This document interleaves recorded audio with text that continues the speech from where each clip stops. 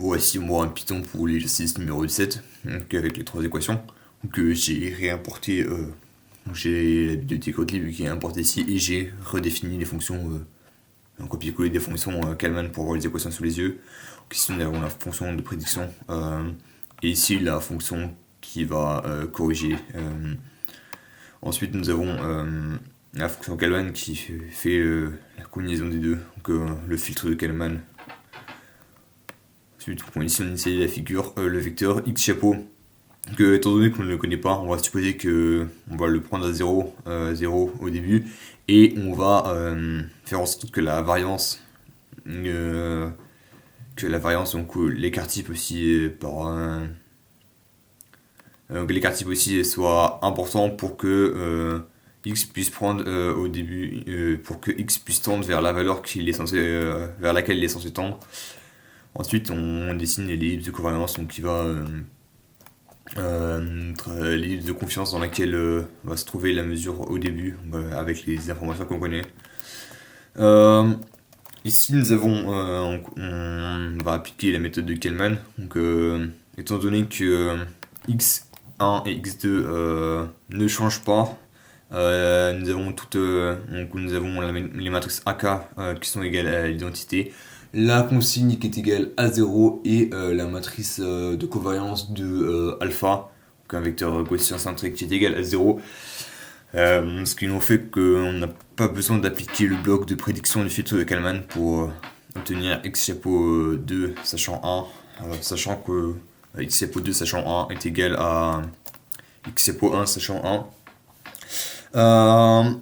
Nous avons donc, on calcule donc x chapeau 1 sachant 1 donc, pour la première itération avec les matrices que nous avons ici, les vecteurs et matrices que nous avons ici. Donc ici nous avons la mesure, ici nous avons la covariance de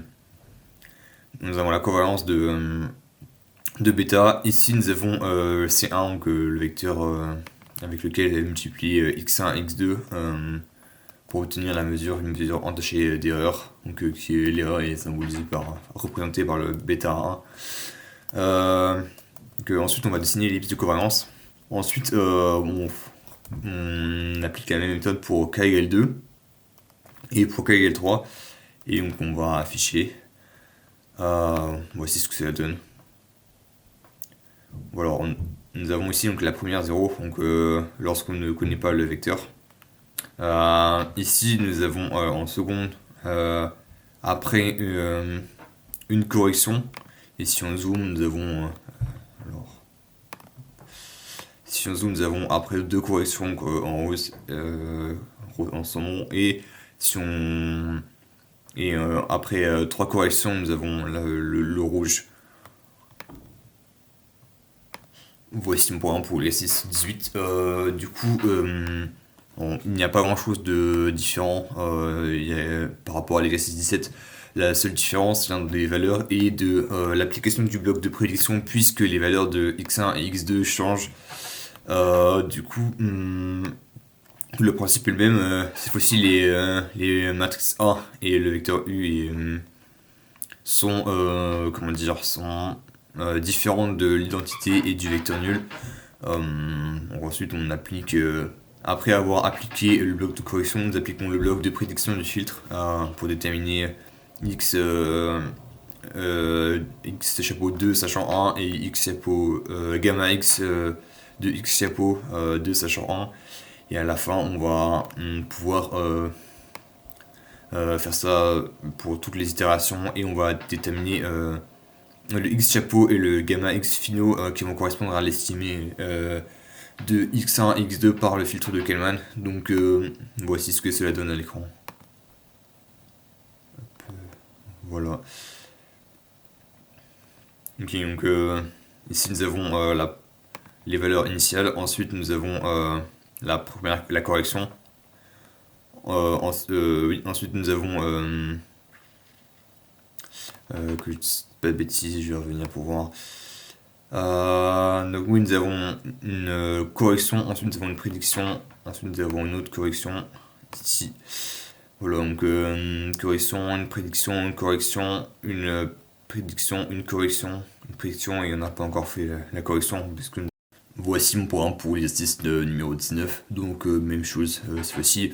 Vu que x1 et x2 ne changent pas, je n'ai importé que la fonction Kalman correction. Euh,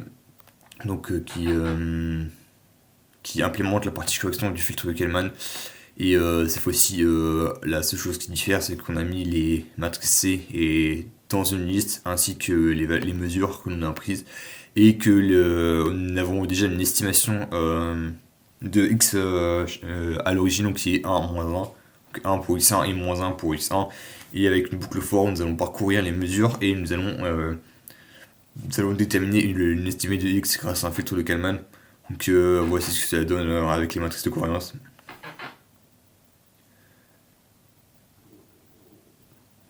Alors donc voilà, on peut voir la zone, dans laquelle se trouvent les ellipses se réduit de petit à petit, même si, comme on peut voir ici, de temps en temps, les ellipses ne sont pas incluses. Une ellipse n'est pas incluse dans l'ellipse précédente.